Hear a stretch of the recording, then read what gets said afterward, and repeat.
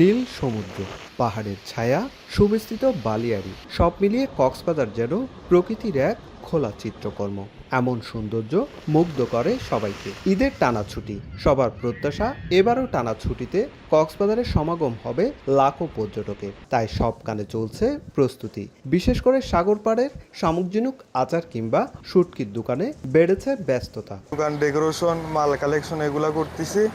আল্লাহর রহমতে ঈদের পরের দিন থেকে আমাদের টুরিস্ট আসলে ইনশাল্লাহ ভালো একটা বেচা কিনা হবে। ঈদের পরে আমাদের ব্যবসা বাণিজ্য হবে সেই আশাটা আমরা করতেছি, এই জন্য আমরা প্রস্তুতি নিচ্ছি এখন। রমজানে 5 শতাধিক হোটেল মোটেল রিসোর্ট পর্যটক শূন্য। এই অবস্থায় প্রতিষ্ঠানগুলোতে চলছে সংস্কার কাজ, একই সঙ্গে সাজানো হচ্ছে নতুন রঙে। আর টানা ছুটিতে তারাকামানের অনেক হোটেলের রুম বুকিং শতভাগ হয়েছে বলে জানালেন হোটেল কর্তৃপক্ষ।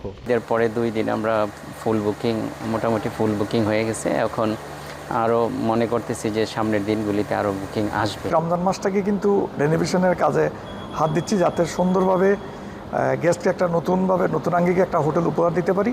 আর পর্যটকদের সমুদ্র স্নানে নিরাপত্তায় প্রস্তুতি নিয়েছে লাইফগার্ড সংস্থাও। ঈদের মৌসুমে যেহেতু প্রচুর পরিমাণের পর্যটক আসবে, আমরা পর্যটকদেরকে এটা বলবো যে সমুদ্রে নামার আগে অবশ্যই লাইফগার্ডের নির্দেশনা মেনে চলার জন্য, এবং আমরাও আমাদের পক্ষ থেকে আমরা প্রস্তুত।